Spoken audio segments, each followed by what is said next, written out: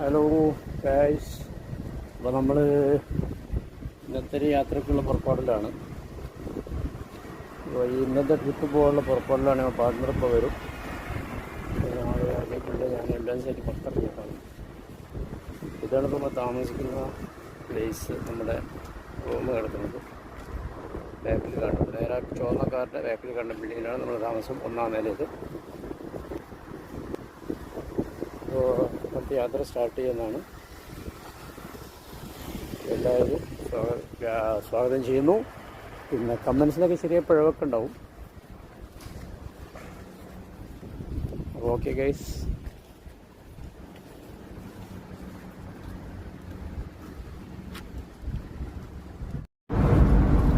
അപ്പോൾ ഞങ്ങൾ റണ്ണിങ്ങിലാണ്. ഏകദേശം ഓടി തുടങ്ങിയിട്ടുണ്ട്. സാഹിബുണ്ട്.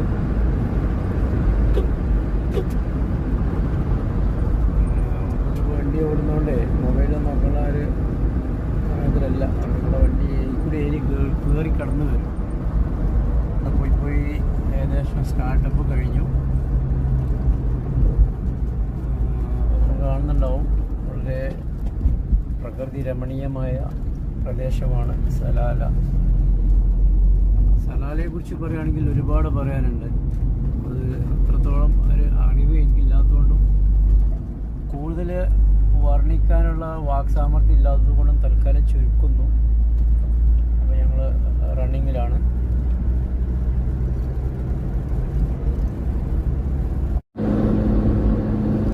നല്ല രസമുള്ളൊരു വഴിയാണ്. നല്ല അടിപൊളി വ്യൂ ഒക്കെ ഒരു വഴിയാണ്. നമുക്കറിയാൻ പറ്റും, ഞാൻ മുന്നത്തെ വീഡിയോയിൽ കാണിച്ചിട്ടുണ്ടാവും. പിന്നെ രണ്ട് സൈഡും മലനെ നടയെ വെട്ടി കയറിയിട്ടുള്ള റോഡ്. അതും കുത്തനെ കയറ്റമാണ്, നല്ല ചുരമാണ്. കഴിഞ്ഞ ഒരു 15 ദിവസം മുമ്പത്തെ വീഡിയോയിൽ നല്ല പച്ചപ്പായിരുന്നു. ഇപ്പോഴത്തെ കാലാവസ്ഥയെല്ലാം മാറി. ആ പച്ചപ്പെല്ലാം മാറിക്കൊണ്ടിരിക്കുന്നുണ്ട്. പിന്നൊരു കാലാവസ്ഥ കഴിഞ്ഞു. ഇനി ഇവിടെ നമുക്ക് ചൂട് കാലാവസ്ഥയും അത് കഴിഞ്ഞ് അടുത്ത 2 മാസത്തേക്ക് നല്ല തണുപ്പും ഉണ്ടാവും. ആ തണുപ്പ് കാലാവസ്ഥ വരുമ്പോഴത്തേക്ക് ഈ പച്ചപ്പെല്ലാം മാറിയിട്ട് സാധാ പിന്നെ ഡ്രൈ ആയിട്ട് മാറും. ഇതെല്ലാം കണ്ട പച്ചപ്പെല്ലാം കളറ് മാറി വരുന്നുണ്ട് കാണുന്നത്. ഇങ്ങനെയൊക്കെയാണ് കാര്യങ്ങൾ. നമ്മളിങ്ങനെ പോയിക്കൊണ്ടിരിക്കുകയാണ്. ഒരു 4 ദിവസത്തെ ട്രിപ്പാണ്. കണ്ടോ ഗൈസ്, ഇപ്പം നമ്മൾ തികച്ചും വേറൊരു പ്രദേശത്താണ്. ഫുള്ള് മലകൾ, അതുപോലെ ഒരു പുഴയാണിത്. വറ്റി വരണ്ട് കിടക്കുന്ന പുഴയാണ്.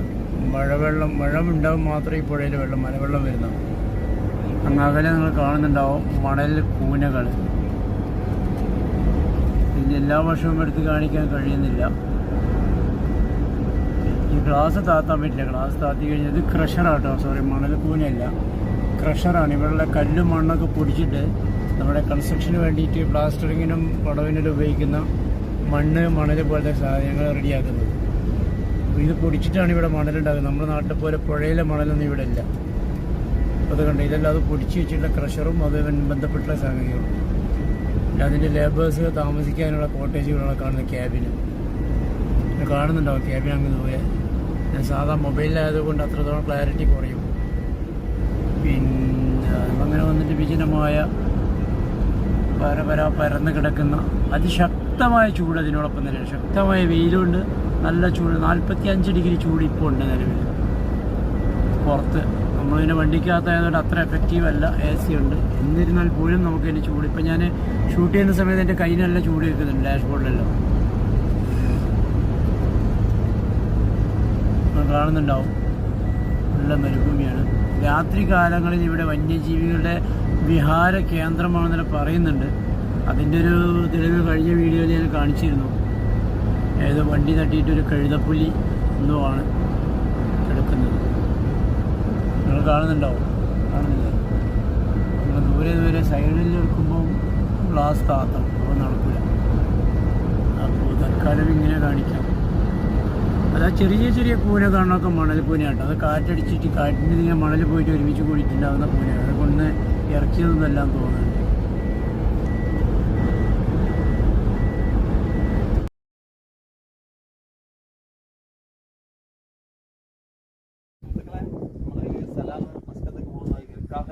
അതായത് നമ്മൾ 2 ദിവസം ഇവിടെ എത്തിയിട്ട് എന്താ പറയുക നമ്മുടെ വണ്ടിൻ്റെ റേഡിയേറ്റർ പോയി.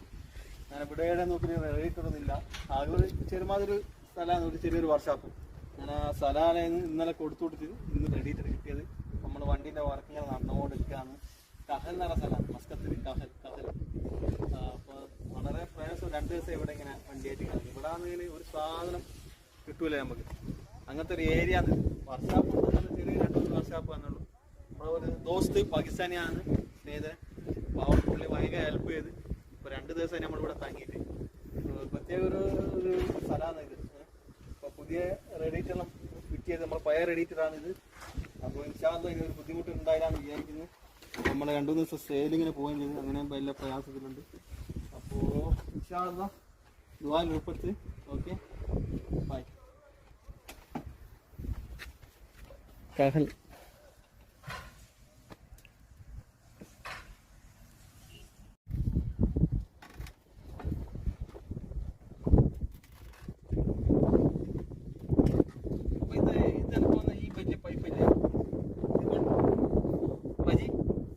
पानी के नहीं है ना? पानी क्या? पानी इसमें से पानी ഇത് സപ്ലൈ ചെയ്യുന്നതാണ്. അതായത് കണ്ടൻസർ കൂടെ ഇങ്ങനെ കറങ്ങി തിരിഞ്ഞ് फिल्टर करते बाद में इधर से पानी वापस आता है, नीचे वाला पानी അതായത് ഇതിൻ്റെ ഉള്ളിൽ കിടന്ന് റൊട്ടേറ്റ് ചെയ്യുക. സർക്കിളാണ് അതിൻ്റെ ഉള്ളിൽ.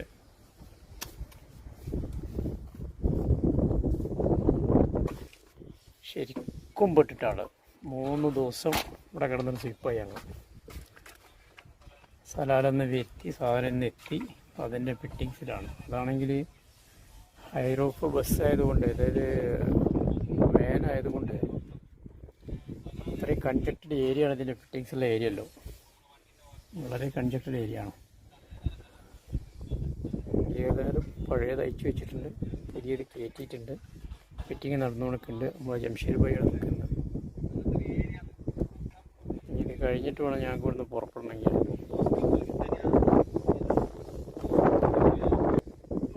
പാകിസ്ഥാനി ഭായിയാണ്, മാഷാ അല്ലാഹ്. നല്ലൊരു സർജൻ്റെ ഗാംഭീര്യത്തിൻ്റെ മൂപ്പരെല്ലാം ചെയ്യുന്നുണ്ട്. ഇനി എന്താവുന്ന ഫിറ്റിങ്ങെല്ലാം കഴിഞ്ഞിട്ട് വണ്ടി സ്റ്റാർട്ട് ചെയ്യുമ്പോൾ നോക്കാം. ശരിയാവായിരിക്കും, ശരിയാവാണ്ടിരിക്കില്ല. സാധനം ജെന്യുവൻ പുതിയ സാധനം എത്തിയിട്ട് അതേമാതിരി വേറെ റീപ്ലേസ് ചെയ്യല്ലേ. പ്രത്യേകിച്ചൊന്നും ചെയ്യാനില്ല, മെക്കാനിക്സായിട്ടൊന്നുമില്ല, ജസ്റ്റ് റീപ്ലേസിങ് മാത്രമേ ഉള്ളൂ. പിന്നെ ഞെട്ട് ബോൾട്ടോ കറക്റ്റ് അതിൻ്റേതായ സ്ഥലത്ത് ഇട്ടാൽ മതി, ഒന്നും മിസ്സാവാതെ കിട്ടിയാൽ രക്ഷപ്പെടും. അപ്പോൾ ഞങ്ങളിവിടെ നിന്ന് 2 വരെ നിന്ന് നോക്കുന്നുണ്ട് എവിടേക്ക് എന്തൊക്കെ ഓരിയ ഞങ്ങൾ ശ്രദ്ധിക്കുന്നുണ്ട്. പക്ഷെ നമ്മുടെ ശ്രദ്ധ എത്തുന്നതിന് പരിമിതികളുണ്ട്. എന്നിരുന്നാലും മാക്സിമം നോക്കുന്നുണ്ട്.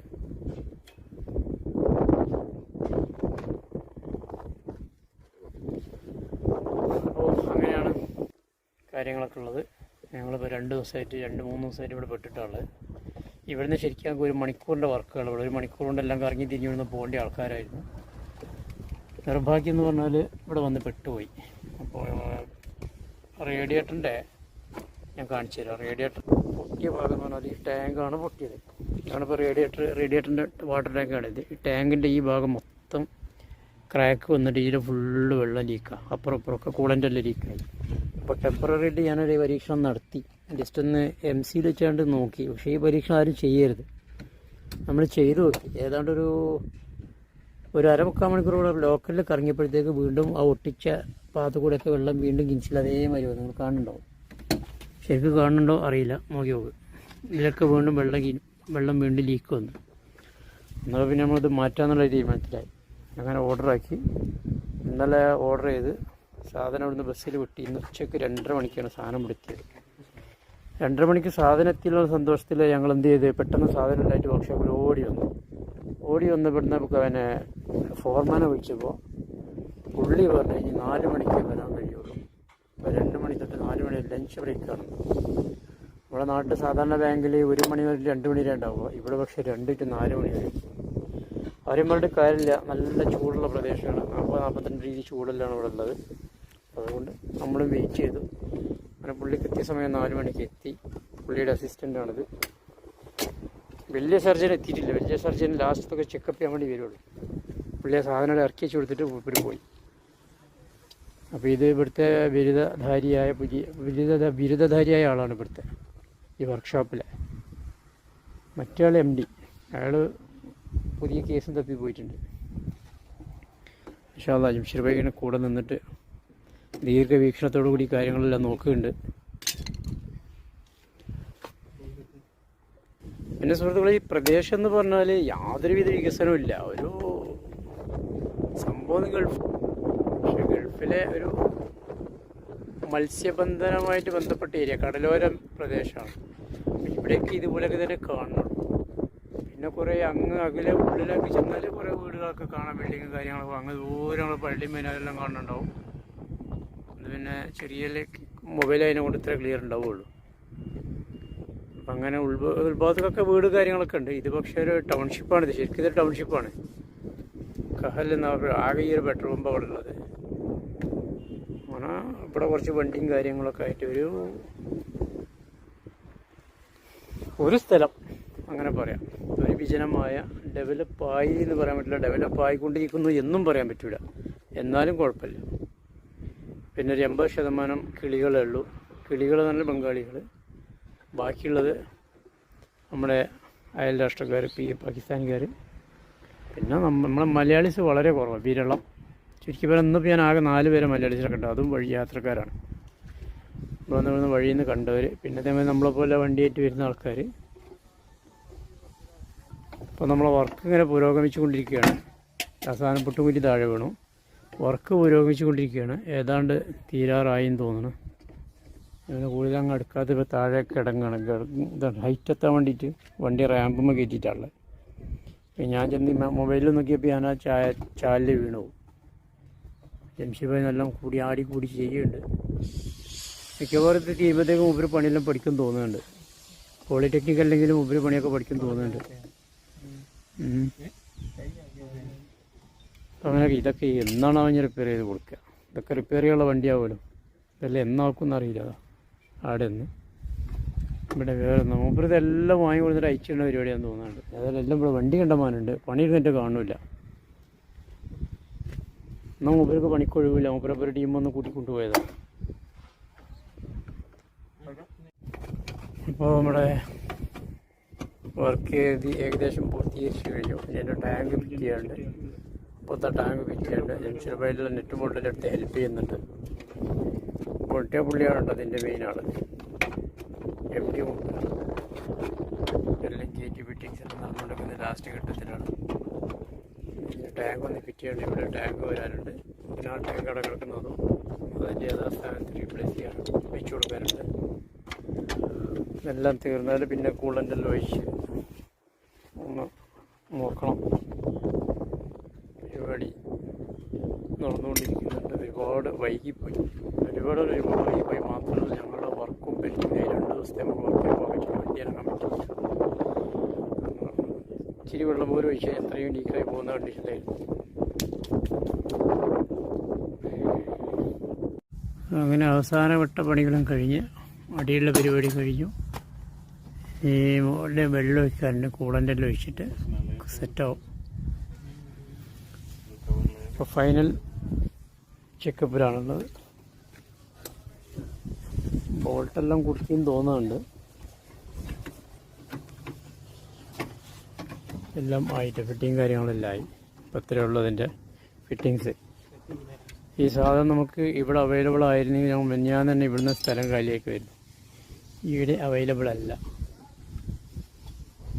അപ്പോൾ ഇത് സലാലക്ക് ഫോൺ ചെയ്ത് അവിടെ ഓർഡർ കൊടുത്തിട്ട് അവിടുന്ന് എത്തി. അതങ്ങോട്ട് എത്താൻ ഞാൻ ഓർഡർ കൊടുത്തിട്ട് ഇന്നാണ് സാധനം കിട്ടിയത്. അപ്പോൾ ഇന്നലെ അവിടെ ഏൽപ്പിച്ചു. വാങ്ങിയിട്ട് കൊണ്ടുപോയി ഏൽപ്പിച്ചു. ഇന്നത്തെ രാവിലത്തെ വണ്ടിക്ക് സാധനം ഇവിടെ എത്തി. 8 മണിക്കൂർ റണ്ണിങ് ആണ് ഇവിടുന്ന് ഇങ്ങോട്ട് എത്താൻ. അതിവിടെ എത്തിയപ്പോഴത്തേക്ക് 2-2:30 മണിയായി. 2:30ക്ക് ഇവിടെ വന്നപ്പോൾ ഞാൻ നേരത്തെ പറഞ്ഞ പോലെ നമ്മളെ ഫോർമാൻ സാഹിബ് 4 മണിക്ക് ഇനിയൊക്കെ വർക്കുള്ളൂ എന്ന് പറഞ്ഞു. അപ്പോൾ 4 മണി വരെ വെയിറ്റ് ചെയ്ത് പുള്ളിക്കാരൻ വന്നു. സാധനം അഴിച്ചു. പുതിയ സാധനം റീപ്ലേസ് ചെയ്ത്. ജംഷീർ ഭായി എന്തല്ലോ അടാമലോടാണ്. പിന്നൊക്കെ താഴെ എടുക്കുന്നുണ്ട്. തൂങ്ങിയ വയറെല്ലാം കെട്ടിപ്പിടിപ്പിക്കാൻ തോന്നണം. മാഷാഅല്ലാഹ് കാര്യങ്ങളൊക്കെ വളരെ ഉഷാറാക്കി കഴിഞ്ഞിട്ടുണ്ട്. ഇനി കൂളൻ്റ് ഒഴിക്കുക. അടുത്ത ചടങ്ങ് കൂളൻ്റ് ഒഴിക്കുക. അവിടുന്ന് സ്റ്റാർട്ടിങ്ങിലിടുക കുറച്ച് നേരം, എന്നിട്ട് പോവാം. അപ്പോൾ ഇതിനെ പറ്റി പരിപാടി ഇൻഷാ അല്ലാഹ് ഒക്കെ ശരിയാവും. അതിൻ്റെ കിരീടം സെറ്റാക്കുന്നുണ്ട്. എല്ലാം വളരെ ഭംഗിയായിട്ട് തീർന്നു. എല്ലാ ഫിറ്റിങ്ങും കഴിഞ്ഞു. ഇനി വെള്ളം ഒഴിക്കാനുണ്ട്, കൂളൻ്റ് ഒഴിക്കാൻ പോകുന്നു.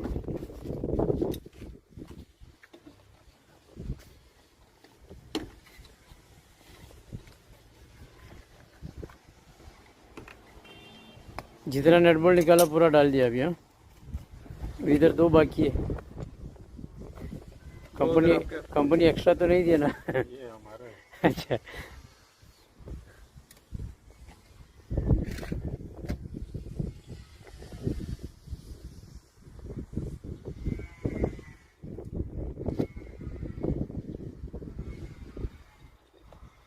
അതേ ഉണ്ട് ഇവിടെ വന്ന് ജയിലിലൂടെ ആ നെറ്റ് ബോൾട്ടൊക്കെ.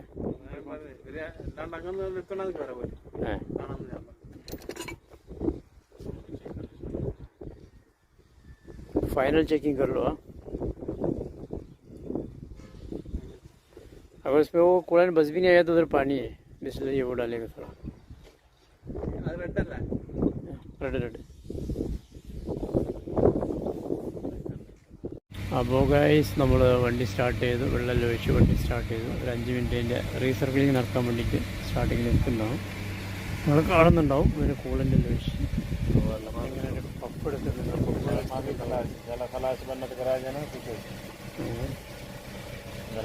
അപ്പോൾ കാര്യങ്ങളെല്ലാം കഴിഞ്ഞു.